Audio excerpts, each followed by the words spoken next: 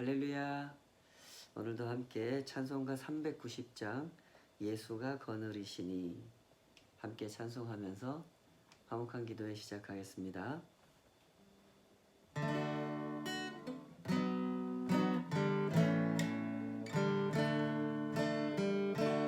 예수가 거느리시니 즐겁고 평안하구나. 주야의 자고 깨는 것 예수가 거느리시네. 주 날 항상 돌보시고 날 친히 거느리시네.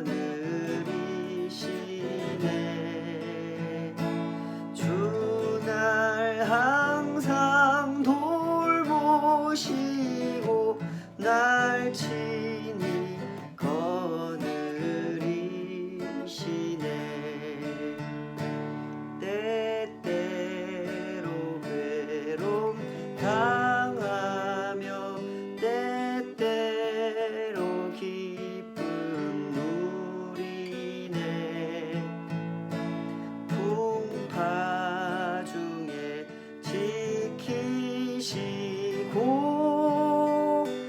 평안히 인도하시네. 주 날 항상 돌보시고 날 친히 거느리시네. 주 날 항상 돌보시고 날 친히 거느리시네. 내 주의 손을 붙잡고 천국에 올라가겠네.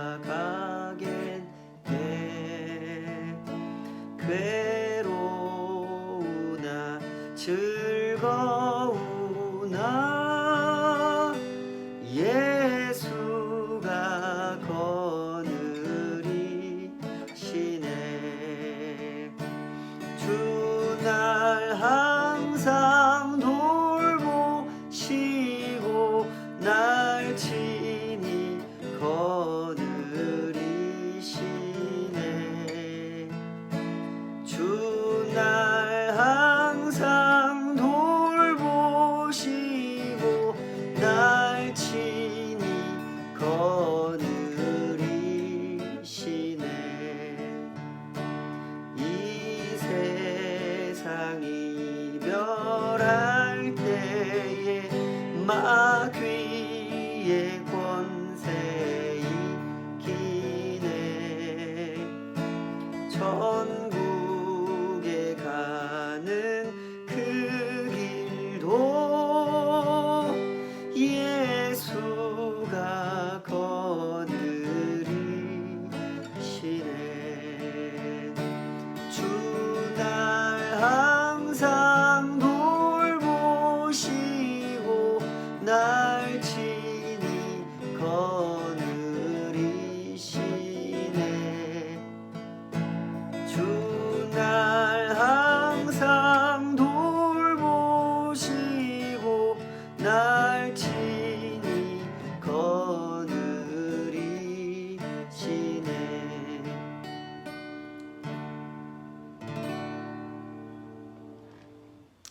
아멘. 아버지 하나님, 주날 항상 돌보시고 한 걸음 한 걸음 인도하시는 그 은혜, 그 사랑을 찬양하기 원합니다.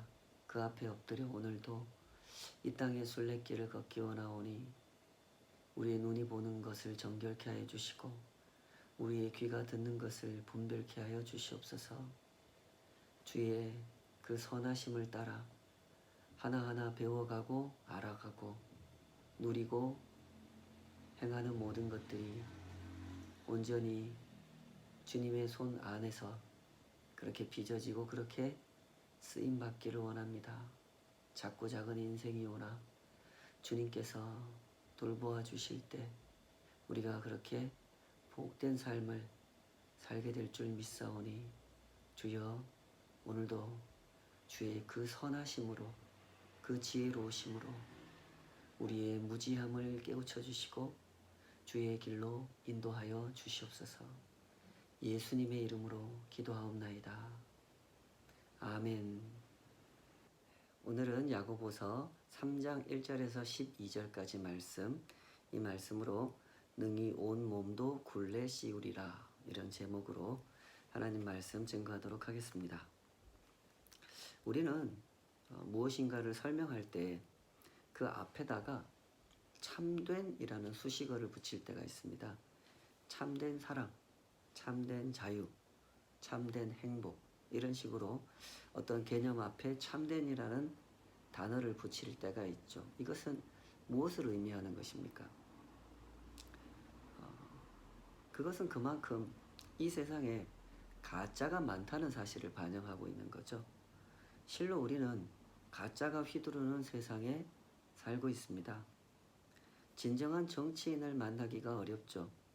진정한 기업가를 만나는 것도 어렵고 진정한 친구 한 사람을 만나는 것도 참 어렵습니다. 교회는 어떻습니까?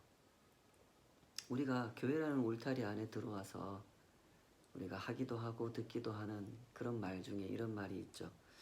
진정한 목사를 만나기가 참 어렵다. 또 진정한 집사를 만나기가 참 어렵다. 이런 말을 우리가 하기도 하고 듣기도 합니다. 세상이 이렇습니다. 모두 다 진짜를 갈망하지만 세상에 가짜가 훨씬 더 많단 말이죠. 때문에 깨어있는 선각자들이 외치는 소리는 언제나 이런 것이죠. 분별하라는 것입니다. 그리고 다른 사람 탓하기 전에, 이 세상을 탓하기 전에 당신이 먼저 진짜가 되라고 그들은 가르칩니다. 야고보서는 계속해서 참된 믿음이 무엇인가를 설명하고 있는데요. 행함이 없는 믿음은 죽은 믿음이다, 이렇게 말씀했죠. 가짜 믿음이라는 표현보다 더 강한 표현을 썼습니다. 진짜인 척하는 믿음, 가짜 믿음이 아니라 아예 존재하지도 않는 믿음, 죽은 믿음이라고 하는 표현을 썼습니다. 이렇게 강한 표현을 사용하는 것을 이상하게 들으시는 분은 없으리라고 믿습니다. 이것은 마치 사기꾼에게 속지 말라 하는 그 말을 강하게 표현하는 것과도 비슷한 이치인 것이죠. 요즘 우리 사회에 그 보이스피싱에 넘어가는 사람들이 굉장히 많죠. 너무나 그럴듯하게 상황을 꾸며놓고 덤벼들기 때문에 참 많은 사람들이 속아 넘어가면서 굉장히 많은 피해가 발생하고 있습니다. 그러니 이런 위험을 알리기 위해서는 목소리가 높아질 수밖에 없는 거죠. 사기꾼에게 속아서는 안 된다는 이야기를 할 때는 피치가 올라갈 수밖에 없는 겁니다.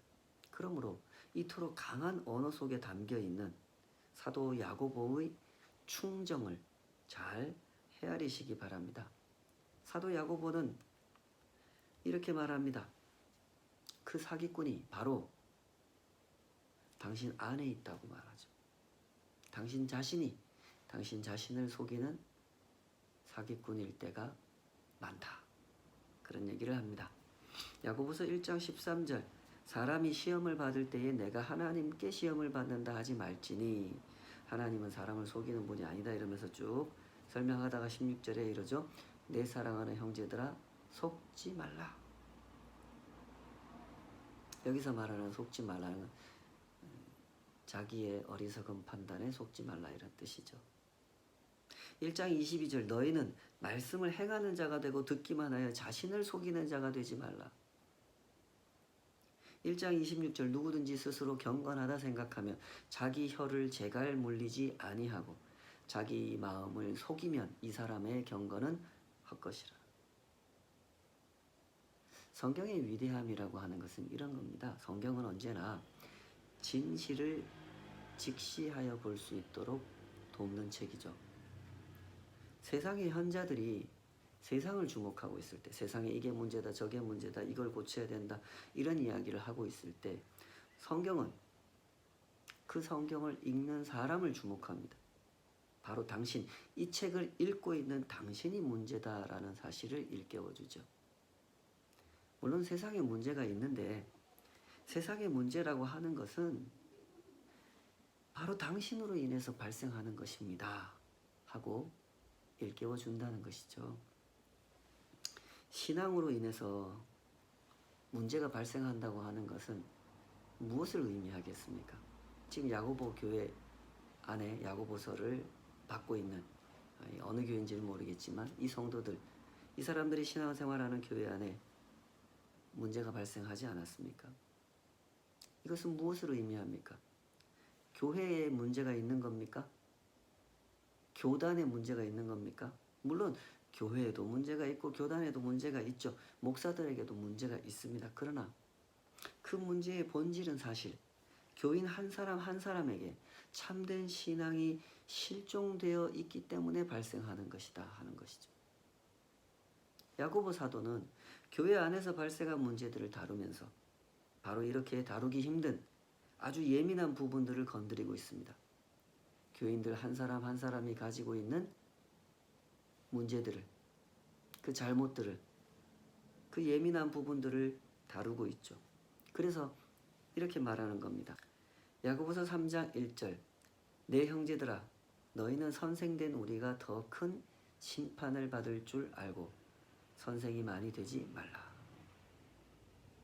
맥락과 상관없이 불쑥 튀어나온 말처럼 느껴지는 이 구절을 여러분 어떻게 이해하셨습니까? 저는 이 말이 야고보 사도의 마음에서 튀어나온 진심이라고 느껴집니다. 이제까지 야고보 사도가 성도들 향해서 열심히 설명했던 게 있죠. 1장, 2장에서. 이 말을 하기 바로 전까지 무슨 얘기를 해오고 있었습니까? 행함이 없는 믿음은 죽은 믿음이다. 이런 얘기를 했죠. 한번 상상을 해보십시오. 이 말을 할 때 행함이 없는 믿음은 죽은 믿음이라 하는 말을 할 때 야고보 사도의 심정이 어땠을 것 같습니까? 나도 잘 못하면서, 나도 온전히 행하지 못하면서 내가 이런 말을 할 자격이 있나 하는 생각이 들었겠죠. 조금이라도 양심이 살아있는 목회자라면 다들 비슷한 생각을 할 겁니다. 저도 양심이 조금 살아있는지 아직도 그런 생각이 듭니다. 매번 성도님들에게 말씀을 가르치고 있지만 정말 이렇게 설교를 하고 싶지 않을 때가 많이 있습니다. 말씀이 어렵고 설명하기 어려워서 그런 게 아니라 나도 잘 못하면서 내가 참 누구한테 설교할 자격이 있는가 하는 생각이 들기 때문이죠.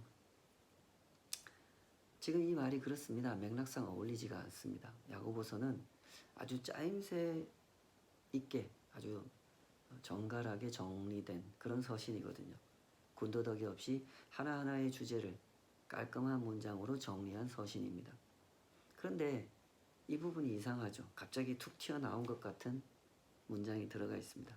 그래서 학자들은 나름대로 여러 가지 해석을 내놓는데 다들 일리가 있는 좋은 해석들입니다. 그런데 제가 볼 때는 이 야고보 사도가 자기 마음속에 담고 있는 솔직한 심정을 이렇게 표현한 것이라고 여겨집니다. 야고보는 아마 예수님의 이 말씀을 기억했을지도 모르겠습니다. 마태복음 5장 18절 19절 진실로 너희에게 이르노니 천지가 없어지기 전에는 율법의 1.1획도 결코 없어지지 아니하고 다 이루리라. 그러므로 누구든지 이 계명 중에 지극히 작은 것 하나라도 버리고 또 그같이 사람을 가르치는 자는 천국에서 지극히 작다 일컬음을 받을 것이요 누구든지 이를 행하며 가르치는 자는 천국에서 크다 일컬음을 받으리라. 예수님의 가르침을 전달하는 사도의 마음이라고 하는 것이 이런 마음이 아니겠습니까? 예수님 말씀을 올바로 살아내면서 올바로 가르쳐야 하는 위치에 서 있는 사람으로서 가르치는 일에 충실하면서도 여전히 부족한 자기 모습, 자기 모습을 생각하지 않을 수가 없는 것이죠. 그래서 이런 말을 하는 거죠. 3장 2절 우리가 다 실수가 많으니 만일 말에 실수가 없는 자라면 곧 온전한 사람이라 능히 온 몸도 굴레 씌우리라. 이것이 바로 가르침의 위치에 선 야고보 사도의 마음이고 분별이죠. 그는 자신의 부족함을 부정하지 않습니다. 부정할 수가 없죠. 그러나 그렇다고 해서 가르침을 포기할 수는 없습니다. 주님께로부터 받은 사명을 감당해야 하는 입장이기 때문에 그렇죠. 그래서 권면합니다. 권면하되 나 역시 이 권면의 말씀을 받아야 할 한 사람입니다. 하는 점을 분명하게 고백하면서 권면하는 겁니다. 야고보 사도는 조금 전까지 이 신앙의 온전함에 대해서 설명하고 있었습니다. 행함이 없는 믿음은 죽은 믿음이라 하고 설명한 직후에 다루고자 하는 주제는 이 말과 경건의 관계입니다. 우리가 다 실수가 많으니 만일 말에 실수가 없는 자라면 곧 온전한 사람이라 능히 온 몸도 굴레 씌우리라. 여기서 굴레를 씌운다라고 하는 말은 일종의 비유죠. 사람한테 직접 굴레를 씌운다는 뜻이 아니잖아요. 적절하게 통제되는 삶, 그것이 온전한 신앙의 삶이다라는 내용을 이렇게 설명하고 있는 겁니다. 이것이 바로 성경적 인간관이라는 점을 잘 이해하시기 바랍니다. 성경은 사람의 죄성을 항상 인식하고 있습니다. 자기중심적이고 계산적이고 충동적이고 선을 넘은 쾌락을 추구하고 죄가 드러났을 때는 변명하기를 좋아하고 항상 자기 합리화에 빠져 있으려고 하는 그것이 사람의 마음이라는 것을 염두에 두고 있죠. 때문에 사람은 적절하게 통제되어야 하는 존재라고 보는 것이 성경의 인간관입니다. 그래서 굴레를 씌워야 한다고 말하는 거예요. 굴레라고 하는 것은 가축을 부리기 위해서 어깨에다가 이렇게 씌우는 기구죠. 굴레를 씌워 놓으면 힘센 소를 조종할 수가 있는 거죠. 지금 야고보 사도가 강조하는 것은 사람을 그렇게 해야 된다는 겁니다. 사람이라는 존재는 자기 마음대로 하도록 놔두면 온갖 문제를 일으키는 존재이기 때문에 굴레를 씌워놓고 통제를 해야 된다는 거죠. 그런데 그게 잘 안 된다는 얘기를 하는 겁니다. 그 중에서도 제일 안 되는 부분이 말이라고 하는 거죠. 꼭 해야 하는 말을 해야 할 때에 해야 하는 만큼 하면 참 좋은데 그것이 잘 안 되고 절대로 하면 안 되는 말을 하지 말아야 할 때 하지 않게 해야 되는데 그게 잘 안 된다는 겁니다. 그리고 그것이 그 사람의 전체 삶에까지 나쁜 영향을 미친다는 것이죠. 때문에 야고보 사도는 아주 강력한 권면을 제시합니다. 여기서 두 가지 비유를 들어주고 도전하는 말씀으로 이어가죠. 3장 3절 우리가 말들을 따그닥 말입니다. 말들의 입에 재갈 물리는 것은 우리에게 순종하게 하려고 그 온 몸을 제어하는 것이라. 3장 4절 5절 또 배를 보라. 그렇게 크고 광풍에 밀려가는 것들을 지극히 작은 키로서 사공의 뜻대로 운행하나니 이와 같이 혀도 작은 지체로 돼 큰 것을 자랑하도다. 말의 입에 물리는 재갈, 배의 키 이것은 모두 작은 거죠. 그 작은 것이 말을 통제하고 배를 움직인다고 하는 점에서 통제하는 힘을 가진 대단한 것이다 라는 겁니다. 마찬가지로 혀가 그렇다는 거죠. 새치 혀가 온 몸에서 보면 너무나 작은 부분이죠. 그런데 그 작은 것이 온 몸을 그의 삶을 그 주변에 있는 상황까지도 통제하는 힘을 가지고 있다는 겁니다. 그래서 권면하는 거예요. 새치 혀가 가지고 있는 위험성을 생각하라고 권면하는 거죠. 혀는 그 작은 것으로 큰 것을 자랑한다 그랬는데 이것은 허풍을 의미하는 겁니다. 자기한테 있지도 않은 거를 우리 집에 금송아지 있다 하면서 허풍을 떠는 거죠. 있지도 않은 큰 것을 자랑한다. 이런 의미인 겁니다. 5절 하반절 6절에 보면 이렇게 돼 있죠. 보라, 얼마나 작은 불이 얼마나 많은 나무를 태우는가. 혀는 곧 불이요 불의의 세계라. 혀는 우리 지체 중에서 온 몸을 더럽히고 삶의 수레바퀴를 불사르나니 그 사르는 것이 지옥불에서 나느니라. 산불 이미지를 연상케 하면서 혀의 위험성을 경고합니다. 작은 불씨가 온 산을 태워버리는 것처럼 작은 혀가 온 몸을 더럽히고 삶의 수레바퀴를 불사른다 그랬죠. 삶의 수레바퀴라고 표현한 것은 삶의 모든 영역이라고 이해를 하시면 될 것입니다. 이 작은 혀로 모든 인생을 들었다 놨다 할 수 있고 온 세상을 들었다 놨다 할 수 있다는 거죠. 그래서 혀를 불의의 세계라고 한 것이고, 그렇게 일으키는 불은 지옥불에서 난다라고 표현을 한 겁니다. 있지도 않은 것을 있다고 막 허풍을 떨고 할 수도 없는 것을 막 할 수 있다고 하면서 그렇게 혀가 사용되기 때문에 불의의 세계, 그렇게 일으키는 불을 지옥불이다 이렇게 표현을 한 것이란 말이죠. 그러면서 이 권면의 맥락에서 가장 중요한 부분을 말씀합니다. 7절 8절 여러 종류의 짐승과 새와 벌레와 바다의 생물은 다 사람이 길들일 수 있고 길들여 왔거니와 혀는 능히 길들일 사람이 없나니 쉬지 아니하는 악이요 죽이는 독이 가득한 것이라. 그렇습니다. 이 혀의 위험성은 길들일 수 없다는 점이 있습니다. 성경에서 사람을 위태롭게 보시는 것이 바로 그런 점 때문이죠. 사람은 길들여지지 않는 존재이기 때문에 그렇습니다. 오늘 말씀을 잘 묵상해 보십시오.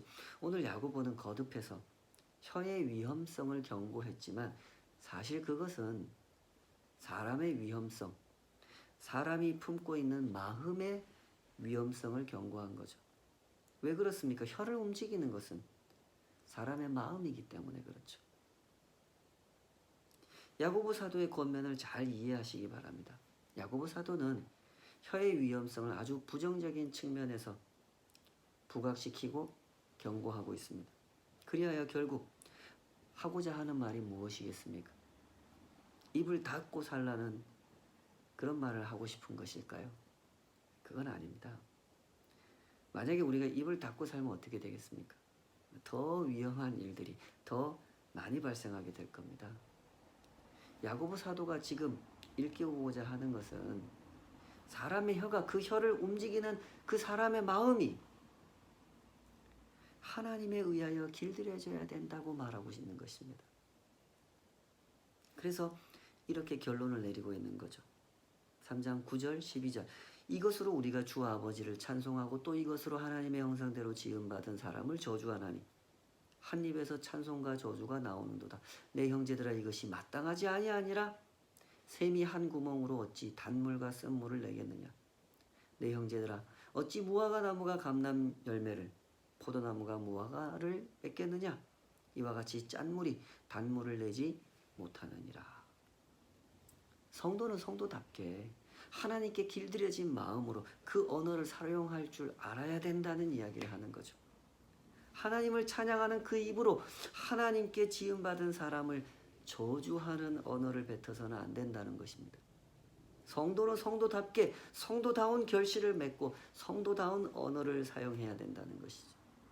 신앙의 길은 이렇습니다. 진실을 직시하는 길이죠.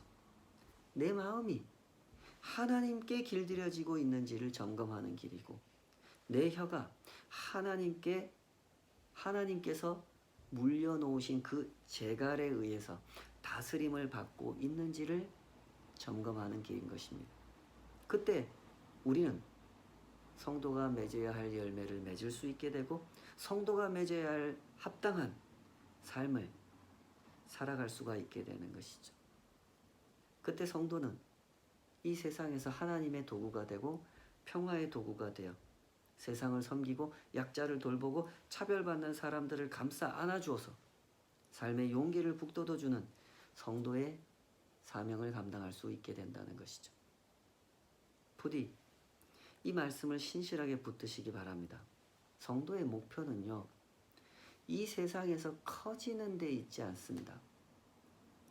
성도의 목표는 오히려 작아짐에 있고 겸손해지는 일에 있죠. 원래는 큰 사람인데 작은 척을 해주는 그런 게 아니죠. 원래 작기 때문에 자신의 작음을 인정하고 하나님의 크심 앞에서 자신의 작음을 따라 행하는 것, 그것이 바로 성경에서 말하는 회복이고 구원인 것입니다. 성경을 잘 읽어보십시오. 성경 어디에서도 성도를 향하여 크게 되라고 도전하는 말씀이 없습니다. 성경을 읽고 설명을 하면서, 때로 설교를 하면서 크게 되라고 도전하는 사람이 있다면 그분은 성경을 잘 모르시거나, 알면서도 그렇게 하신다면 성경을 심각하게 왜곡하는 죄를 범하고 있는 겁니다. 그런 점을 잘 분별하시기 바랍니다. 야고보서를 잘 묵상해 보십시오. 야고보서는 교회 안에 모여있는 성도들, 그들 사이에서 일어나고 있던 문제들에 대해서 권면하고 있습니다. 성도들끼리 빈부의 격차, 사회적 지위를 두고 다툼이 일어났던 것입니다. 그 과정에서 서로 논쟁을 하다가 말로 상처를 줬던 거죠. 예배 시간에 모여서 하나님을 찬양하던 입으로 예배가 끝난 후에 서로를 저주하면서 다투었던 겁니다. 왜 이런 일이 일어납니까? 믿음을 오해했기 때문이죠. 입술에 고백이 있으면 그것을 곧 믿음이 있는 것이라고 규정해 버렸던 것이고, 교회 안에 들어와서도 세속적 지위를 자랑하고 싶어 하면서 자신이 원하는 대접을 받지 못했을 때 파벌을 형성해서 다툼을 일으켰던 것이며, 여러 가지 시험을 만났을 때 하나님께서 주신 지혜를 따라 하나하나 헤쳐나가려 하는 것이 아니라 세상에서 배운 이 속된 지혜를 교회 안에서도 써먹으려고 하다가 이렇게 더 심각한 다툼을 만들어내고야 말았던 것입니다.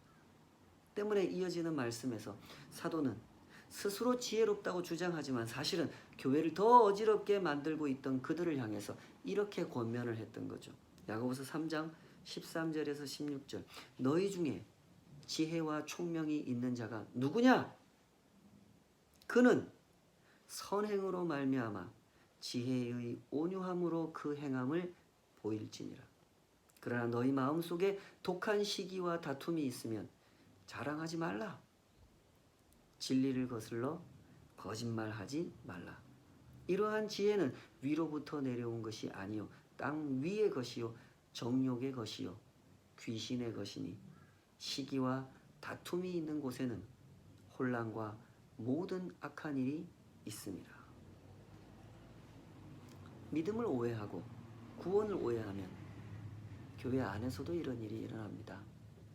그러므로 부디 잘 배우십시다. 하나님 앞에서 내가 얼마나 작은지, 그럼에도 불구하고 얼마나 크신 은혜를 입고 있는지 그 진실을 잘 배워가도록 하십시다. 성도는 하나님께서 그 입에 재갈을 물려준 사람입니다. 하나님께서 물려주신 그 재갈을 불평하지 마시고 잘 물고 살아가십시오. 그래야 하나님을 등에 태우고 하나님이 가라는 대로 갈 수 있지 않겠습니까? 하나님께서 물려주신 재갈을 잘 물고 있으면 반드시 성도는 그 입의 말로써 하나님께서 기대하시는 열매를 맺게 될 것입니다. 다툼이 있는 곳에 평화를, 사랑이 없는 곳에 사랑을 증거하는 하나님의 백성, 하나님의 손과 발이 되어 이 땅을 참으로 복되게 살아가게 될 줄로 믿습니다. 함께 기도하십시다. 아버지 하나님, 우리가 그 길을 가기 원합니다. 진정한 삶의 길, 진정한 복의 길, 하나님께서 인도하시는 참된 구원의 길을 가기 원합니다. 세상이 너무나 거짓된 지식으로 가득 차 있어서 거짓된 지혜로 가득 차 있어서 내가 욕망하는 것을 성취하게 만들어주는 것을 지혜라고 여기는 세상 속에 살고 있어서 저희 역시 혼동할 때가 많습니다. 하오니 정말 겸손하게 진지하게 주님 앞에 엎드려서 그 말씀을 배우는 한 걸음 한 걸음 걸어가게 하여 주시옵소서.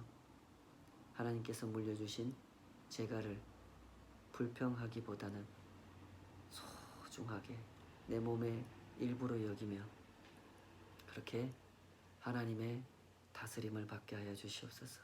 그 안에서 말하고 그 안에서 행하며 그 안에서 섬기고 세워갈 수 있도록 우리 모두를 인도하여 주시옵소서. 예수님의 이름으로 기도하옵나이다. 아멘.